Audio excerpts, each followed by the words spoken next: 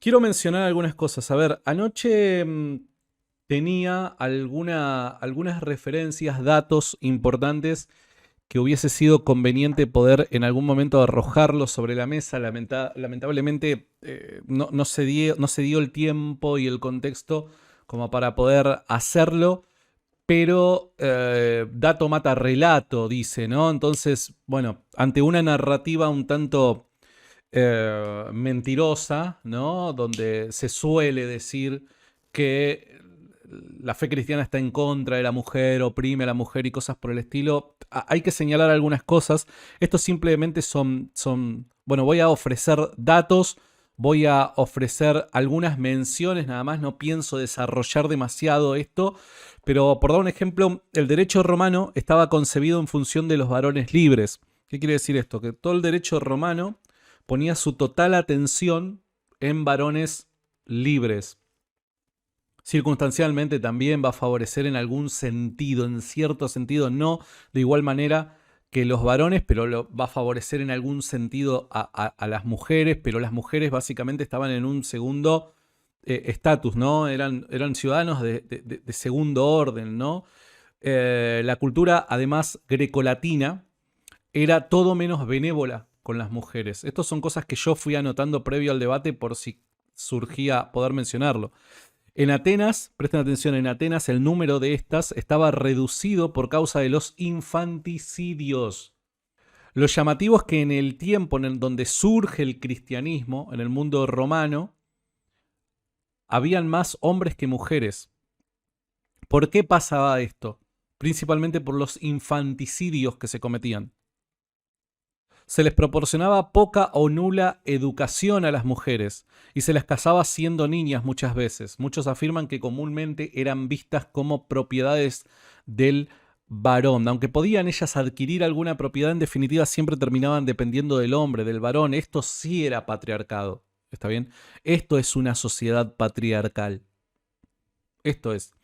Las pocas mujeres que podían acceder a educación, por lo general eran mujeres de buena familia, ¿no? Con buenos ingresos, buen capital y demás. Estas mujeres podían acceder a educación, pero evidentemente ellas no podían participar, y estoy hablando no en una Roma cristianizada, en una Roma sino previa a la influencia del cristianismo. Las mujeres no podían participar de la vida política, de la vida pública, de la vida religiosa como actores principales. ¿Está bien? La mujer no podía ser un sacerdote, por dar un ejemplo. Entonces, para nosotros saber si el cristianismo fue o no eh, un aliado de la mujer, si fue o no alguien que vino a oprimir a la mujer, necesitamos primero sentar las bases del contexto en el que el cristianismo llega de Roma. ¿Cómo era la circunstancia de la mujer en Roma previo al cristianismo? Por dar un ejemplo, con respecto a que en Roma se casaban las mujeres siendo niñas, la fuente puede ser K. Hopkins en su obra, y pido perdón por mi inglés pésimo, de The Age of Roman Girls at Married. Entre la página 309 y la página 327 demuestra esto. Como así también la obra Age at Married at... no lo voy a pronunciar, ahí lo van a ver. And at Dead in the Roman Empire, creo que se pronuncia así, perdón, soy malísimo hablando en inglés, entre la página 35 y 72. Very difficult. Perdón. Bueno, acá va a estar también el enlace, la fuente para que lo puedan chequear. Todo esto que estoy mencionando, o sea, los historiadores lo sostienen. Por dar un ejemplo, vamos a casos o ejemplos concretos. Octavia se casa a los 11 años. Octavia se casa a los 11 años.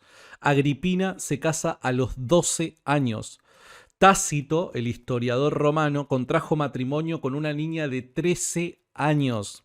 Quintiliano tuvo un hijo con su esposa que tenía 13 años.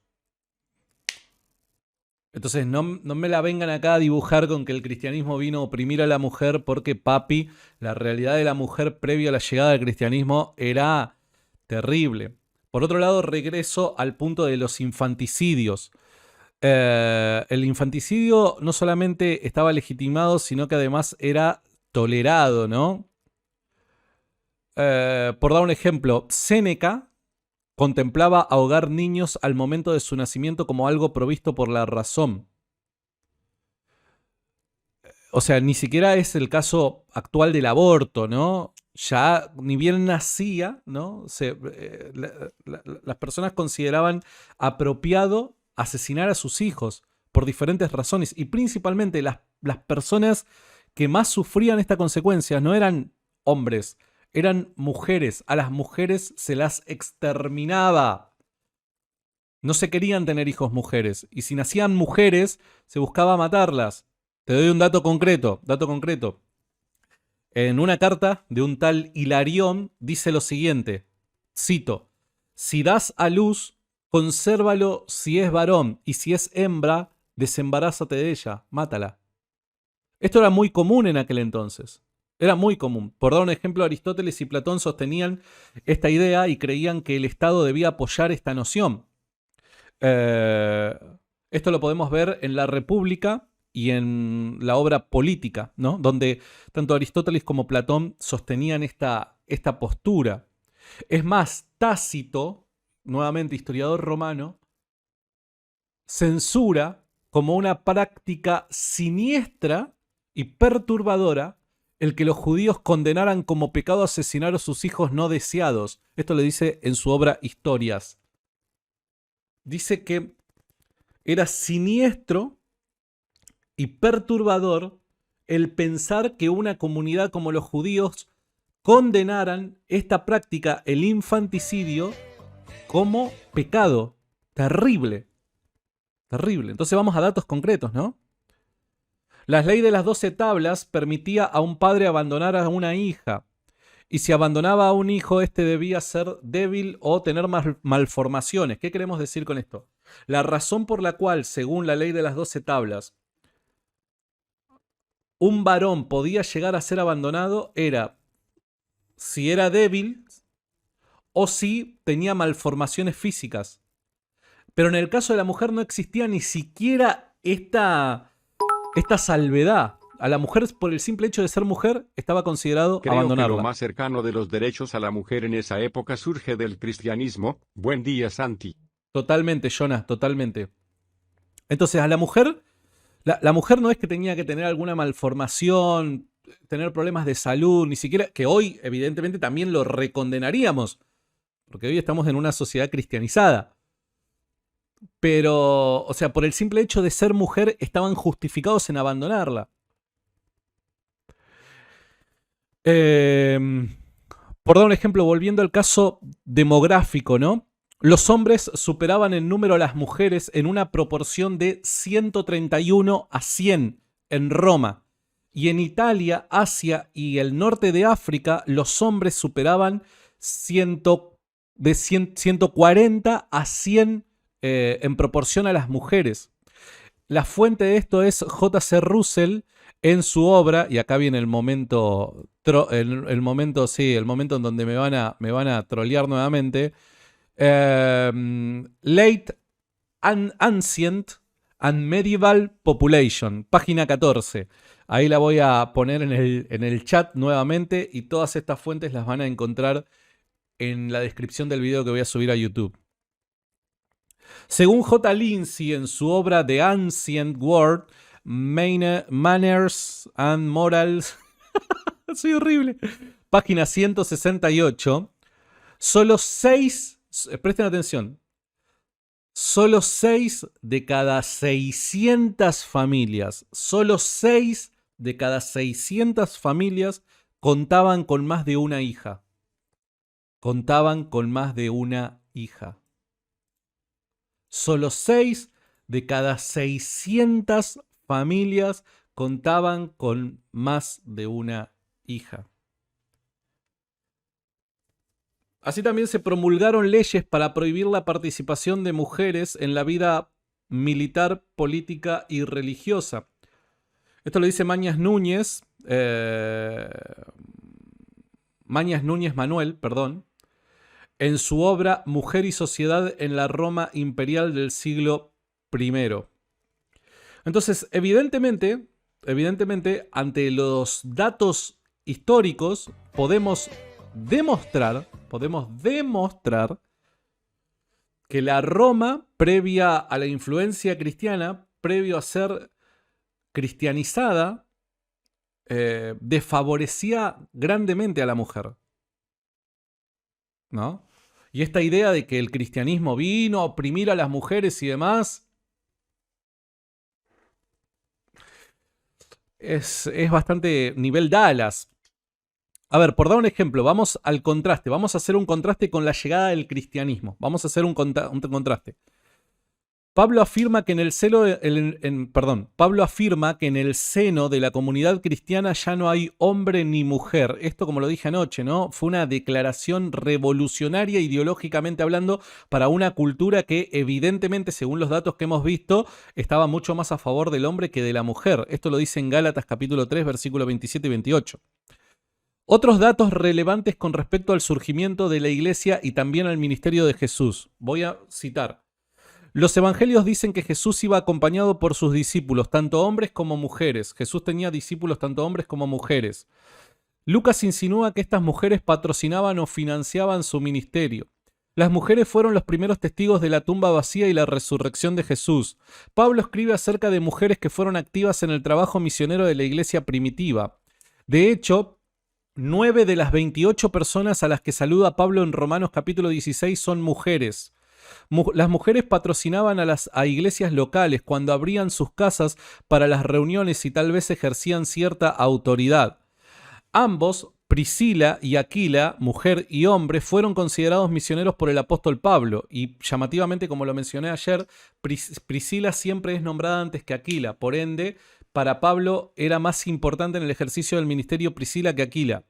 Febe es llamada diáconos, diaconisa o sierva por Pablo. Y Próstasis, patrocinadora o sostén de la iglesia de Cencreas. Eso lo dicen Romanos. Se puede entender que las mujeres oraban y profetizaban con los hombres en los cultos públicos en Corinto. Plinio el Joven, gobernador de Bitinia, informa a Trajano en el año 112 que él, en un interrogatorio, termina torturando a dos diaconisas. Todo esto que he mencionado, en términos temporales, es dentro de los primeros 100 años de la fe cristiana. Por ende, aquella persona que diga que la mujer no tiene relevancia o no tuvo relevancia en la fe cristiana, debería chequear estos datos, ¿no? Estos son datos. Dato mata relato. Evidentemente la mujer era terriblemente importante. Terriblemente importante. Vuelvo a repetir. Les concedo. La mujer no alcanza nunca, por razones meramente teológicas, no alcanza nunca la posición de obispo. Ahora, porque hay una posición de autoridad en la iglesia, que es la del obispado, y esta posición no es alcanzada por la mujer, ¿eso es opresión? ¿Eso es ninguneo a la mujer?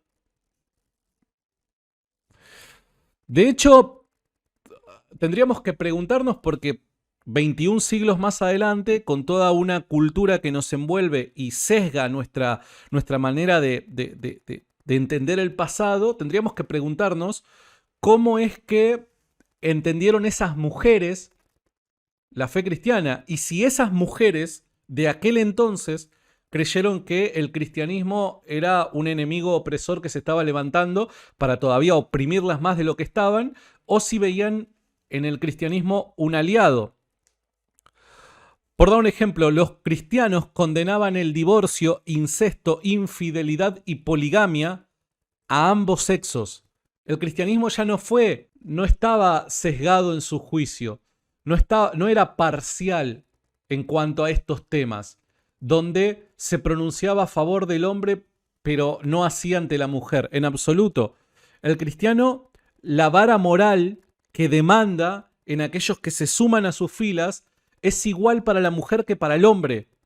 Evidentemente la mujer ya estaba acostumbrada a esto, a estas exigencias morales, por así llamarlo, pero el hombre no estaba acostumbrado. Por ende, si a alguien, entre comillas, le desfavorece el cristianismo y su moral, principios o demandas es al hombre, no a la mujer. Es al hombre al que se le restringe su libertad, no a la mujer. La mujer ya vivía de esta manera y de hecho el cristianismo viene a traerle mayor libertad de la que tenía. T. Sandinson, en su obra Sexual Behavior in Ancient Societies, en la página 734-755, a las 755 afirma que estas sociedades veían con benevolencia el adulterio masculino. Estas obras evidentemente se consiguen en internet y gracias a Dios que contamos con el traductor de Google para que podamos disfrutar de ellas, ¿no? Ahí lo estoy subiendo a la fuente. Hopkins afirma que el 44% de las paganas ya estaban casadas a los 14 años. En cambio, solo el 20% de las cristianas a esa edad contraía matrimonio. La mitad. De hecho, el 48% de las cristianas a los 18 años aún permanecían solteras. La mitad de las mujeres cristianas a los 18 años aún permanecían solteras. Esto era impensado fuera del cristianismo. Por otro lado, las cristianas viudas contaban con un sistema de asistencia por parte de la iglesia que no las obligaba a casarse de nuevo. Había una asistencia. Recuerden de que la mujer dependía económicamente del hombre. Si la mujer, ya sea, era repudiada, se le daba carta de divorcio, la echaban de su casa, o ya sea que el hombre muera, y por lo general la mujer se encontraba en pampa y la vida, diríamos los argentinos, ¿no? Pero el cristianismo vino a proveer un sistema de asistencia. Obviamente no un sistema de asistencia dentro de los parámetros del siglo XXI donde hay tal cosa como el Estado. No. Pero sí había una ocupación y preocupación por parte de la iglesia donde asistían a todas las personas desfavorecidas económicamente, ya sean viudas, ya sean pobres, huérfanos, menesterosos. Y eso lo podemos encontrar en el Nuevo Testamento, donde en reiteradas oportunidades los apóstoles recuerdan a la iglesia que tienen que asistir a las viudas. A diferencia de Augusto, que llegó a disponer sanciones para aquellas viudas que no se volvieran a casar dentro de los 2 años desde fallecido su marido. El Estado imponía sanciones a aquellas mujeres que no se volviesen a casar pasados los 2 años de fallecido su marido. ¿Por qué? Porque causaban pérdida económica. En el año 251, en medio de la persecución de Decio, el emperador, la iglesia de Antioquía asistía a 1550 viudas y desamparados. Es por esta razón que las mujeres eran quienes principalmente corrían a la fe cristiana durante los primeros años del cristianismo. Las mujeres se encontraban, y vuelvo a repetir con datos, vuelvo a repetir lo que mencionaba yo anoche en el debate. Las mujeres corrían a la fe cristiana no solamente porque era un alivio para el alma esta fe, sino que además encontraban un refugio, una asistencia. Encontraban un lugar en donde se las valoraba, se les proporcionaba dignidad, cosa que fuera de la iglesia para ese entonces no se encontraba. En un inventario que se realizó en una iglesia confiscada en la persecución del 303 llevada a cabo por Diocleciano en la ciudad de Sirta, norte de África, encontramos que habían 16 túnicas de varón frente a 82 túnicas de mujer. Una desproporción de 5-1 en favor de la mujer. ¿Esto qué quiere decir? Que aún para este entonces, siglo IV, las mujeres eran mayoría en los templos que los hombres. Si ante una fe que no ganaba adeptos por la fuerza, porque el cristianismo no ganaba adeptos por la fuerza, aquel que diga lo contrario, que lo demuestre con dato histórico, pero ante una fe que no ganaba adeptos por la fuerza, que no te obligaba a ser cristiano, sino que el cristiano era porque por voluntad propia se acercaba a estas filas, abrazaba esta fe, la pregunta es, ¿por qué habría tal desproporción en favor de las mujeres? Porque es que eran amplia mayoría las mujeres en comparación con los hombres. Si el cristianismo hubiera sido algo opresor, algo que denigraba a la mujer y demás, ¿por qué es que las mujeres voluntariamente se sumaban a las filas del cristianismo, aun cuando sus maridos rechazaban la fe cristiana? ¿Por qué lo hacían? ¿Porque eran masoquistas?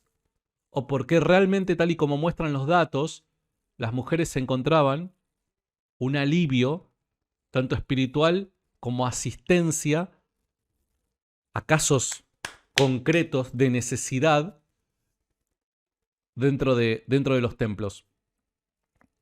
¿No será porque las mujeres de aquel entonces encontraban un refugio a donde se les proporcionaba dignidad, valor, en donde se las igualaba a los hombres en una sociedad terriblemente patriarcal como esa? Por eso reitero, repito, muchachos, dato mata relato. Cuando vos vas a los datos, cuando vas a lo concreto, te das cuenta que toda esta narrativa feminista en donde el cristianismo vino a imponerse, oprimir a la mujer, no coincide con el dato. Los leo en los comentarios.